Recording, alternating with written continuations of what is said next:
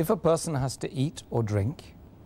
in order to save his or her life, does that mean that they have to make up that fast later on, or is it accepted, that fast? If a person is dying, as you say, dying of hunger or dying of thirst, yes, while fasting, if he feels hungry and thirsty, and if he feels that if he does not take something, does not take some food or does not take some water, it will damage some of his organs of the body. If he feels his life is threatened or may cause a major damage to some of his organs, then if he breaks the fast to save his life, it is accepted. Allah will forgive him, but he will have to make up for his fast after the month of Ramadan is over.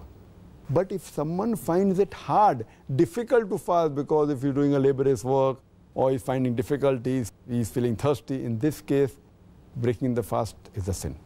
But if he's really dying of hunger, and then if he breaks, Allah will forgive him, but he'll have to make up for the fast later on.